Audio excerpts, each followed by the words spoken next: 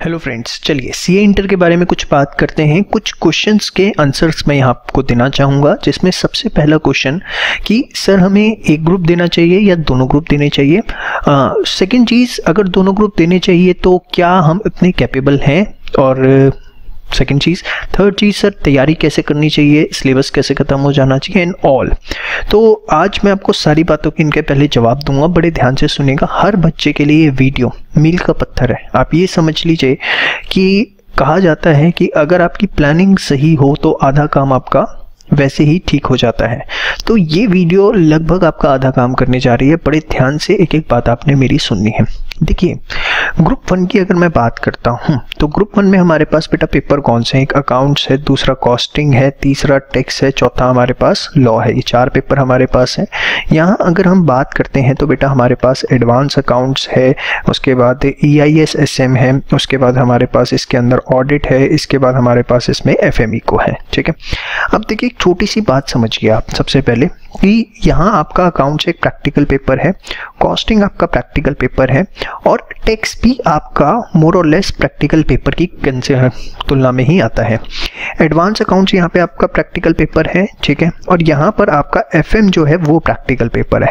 अब आप देखिए जरा, यहाँ प्रैक्टिकल पेपर्स कितने हैं बेटा? यहाँ प्रैक्टिकल पेपर्स हैं आपके 3 और थ्योरी पेपर्स आपके पास कितने हैं? 1। ठीक है, यहाँ अगर आप देखें तो आपके पास प्रैक्टिकल पेपर्स कितने हैं? यहाँ प्रैक्टिकल पेपर्स है 1.5 और थ्योरी पेपर जो है वो आपके पास कितने हैं? 2.5। ठीक है, तो देखिए सबसे बड़ा पॉइंट क्या है, यहाँ आपके प्रैक्टिकल पेपर्स की वेटेज ज़्यादा है। और ये बात आपको भी बहुत अच्छे से पता है कि कहीं ना कहीं मोस्ट ऑफ द स्टूडेंट्स के लिए, ये वर्ड मैं बड़ा सोच समझ के यूज़ कर रहा हूँ, मोस्ट ऑफ द स्टूडेंट्स, क्योंकि काफ़ी बच्चों की थ्योरी बहुत स्ट्रांग होती है, मैं मानता हूँ इस चीज़ को। तो मोस्ट ऑफ द स्टूडेंट्स के लिए प्रैक्टिकल पेपर में मार्क्स लाना कंपैरेटिवली ईजी टास्क होता है और थ्योरी पेपर के अंदर मार्क्स लाना कंपैरेटिवली मुश्किल है। दो अब इसके अंदर MCQ आ गए हैं तो वो थोड़ा टास्क जो है समवट हल्का हो गया है, आप उसमें नंबर ला सकते हैं। लेकिन एक बड़ी इन जनरल मैं बात करूं तो प्रैक्टिकल पेपर्स को हम कहीं ना कहीं ज़्यादा अच्छे से स्कोर कर पाते हैं as compared to the theory paper. ठीक है, अब यहाँ पर अगर आप देखें 3 प्रैक्टिकल पेपर्स हैं, 1 थ्योरी पेपर्स है। अब देखिए ये होंगे आपके टोटल 400 नंबर के पेपर। अब होता क्या है, जनरली जो मैंने अपना पास्ट रिकॉर्ड अपने क्लासरूम के अंदर देखा है कि यहाँ पर बच्चे जो हैं वो 400 में से बड़े आराम से 230 को क्रॉस कर जाते हैं, कोई इसके अंदर दिक्कत नहीं आती। और उसके पीछे कारण ही यही है क्योंकि यहाँ प्रैक्टिकल पेपर्स होते हैं। ग्रुप 2 के अंदर क्या होता है, जनरली इसके अंदर देखिए 1.5 प्रैक्टिकल पेपर है, 2.5 थ्योरी पेपर्स है। और आप माने या ना माने कुछ सब्जेक्ट की भी अपनी एक लिमिटेशन होती है। तो कहीं ना कहीं यहाँ पर ये 2 ऐसे पेपर्स हैं EIS एंड SM जिसके अंदर थ्योरी एस्पेक्ट बहुत ज़्यादा है। आप इसे बहुत अच्छा पढ़ेंगे, अच्छी तैयारी करेंगे तो इसके अंदर कहीं जाकर आप एक लेवल पे परफॉर्म कर पाएंगे। लेवल पे परफॉर्म कर पाएंगे मतलब ऐसे कि 60 अराउंड आप टच कर पाएंगे, लेकिन मेहनत चाहिए। लेकिन प्रैक्टिकल पेपर सिर्फ 1.5 है। तो होता क्या है, कहीं ना कहीं जो एग्रीगेट बनाने में है सेकंड ग्रुप में दिक्कत आती है। और कई बार आप अपने सर्कल में सुनेंगे कि बच्चों का ग्रुप 1 क्लियर हो जाता है और ग्रुप 2 होने में वक्त लगता है, 1.5 साल 2 साल लग जाते हैं।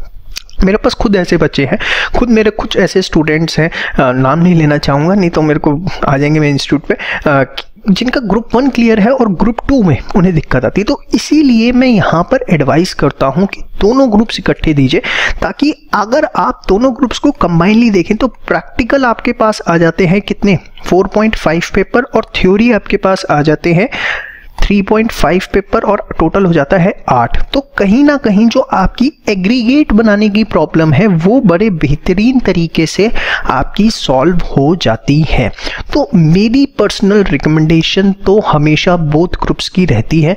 मेरे जितने भी स्टूडेंट्स आज तक रहे हैं उनको मैंने हमेशा यही सजेस्ट किया है कि go for the both groups. Both group देखिए मैं आपको एक छोटा सा एग्जाम्पल देता हूँ। ठीक है, मेरी एक स्टूडेंट थी तन्वी गुप्ता। ठीक है, तन्वी गुप्ता जिसके बोथ ग्रुप्स क्लियर हुए, बोथ ग्रुप उसके क्लियर हुए। एंड कैन यू बिलीव कि इन 4 का उसका जो टोटल था वो था लगभग 175 के अप्रॉक्स, 175 या 177 कुछ था। ठीक है, और यहाँ जो उसका ग्रुप 1 का टोटल था दैट वाज 240 समथिंग। अब हुआ क्या, अगर उसने ये इंडिविजुअल दिया होता, गए क्योंकि यहाँ तो 240 थे, अब ग्रुप 2 नहीं निकल रहा होता। लेकिन अब हुआ क्या, सेट ऑफ प्रोसेस की वजह से 240 से 175 सेट ऑफ हो गए और मामला बोथ ग्रुप क्लियर हो गए। मैं अनडाउटेडली इसके लिए कहूँगा कि ग्रुप 1 पे हमें फोकस बहुत ज़्यादा रखना है, अपना फोकस ज़्यादा ग्रुप 1 पे रखेंगे। ग्रुप 2 पे फोकस कंपैरेटिवली, मैं ये नहीं कहूँगा कंपैरिजन में कि कितने परसेंट कम, कंपैरेटिवली कम रहेगा। ग्रुप 1 पे फोकस ज़्यादा रहेगा। 3 प्रैक्टिकल पेपर्स है, सेट ऑफ बनाने में बहुत ज़्यादा हेल्प करते हैं। देखिए मेरी पर्सनल स्ट्रैटेजी है जो मैं अपने क्लासरूम के अंदर फॉलो करता हूँ। तन्वी गुप्ता का मैंने आपको एग्जाम्पल दिया, सिमिलरली आकांक्षा सिंगल लास्ट ईयर, उसका भी यही एग्जाम्पल है। उसका ग्रुप 2 अगर आप उठा के देखते हैं तो दैट वॉज अराउंड 196-197। ग्रुप 1 के अंदर काफ़ी अच्छे मार्क्स थे, वो सेट ऑफ हो गया and ultimately she cleared. So there are lots and lots of examples. तो प्लीज़ अगर आप मेरी बातें मानते हैं, सुनते हैं, तो मैं आपको यही बोलूँगा कि दोनों ग्रुप के लिए जाइए, मत सोचिए। ग्रुप 1 निकल भी गया ना बेटा, मानो या ना मानो, ग्रुप 2 निकालने में अकेले दिक्कत आती है। सिर्फ उन बच्चों के लिए ग्रुप 2 अकेला ठीक है जिनकी थ्योरी कमांड अच्छी है। वक्त बहुत कम होता है, 8 महीने में कोई चाह के भी आपके राइटिंग स्किल्स नहीं इंप्रूव कर सकता। जो आपने पिछले 19 सालों में अपने अंदर इनबिल्ट कर लिए हैं वो तो रहेंगे ही रहेंगे। अब जिनके राइटिंग स्किल्स थ्योरी के बहुत अच्छे नहीं होते उनके लिए ग्रुप 2 इकलौता निकालना थोड़ा सा मुश्किल टास्क है। Again I am not saying कि नहीं हो सकता, तो मेरी रिकमेंडेशन यही रहेगी कि आप दोनों ग्रुप दें। पॉइंट नंबर 1, ठीक है। पॉइंट नंबर 2 आता है, सेकेंड आता है, क्या सर मैं बोथ ग्रुप इकट्ठे दे पाऊंगा, इतना सारा बर्डन ले पाऊंगा एंड ऑल। तो देखिए ऐसा कुछ भी नहीं है, सिर्फ आपकी मेंटल फिलॉसफी है।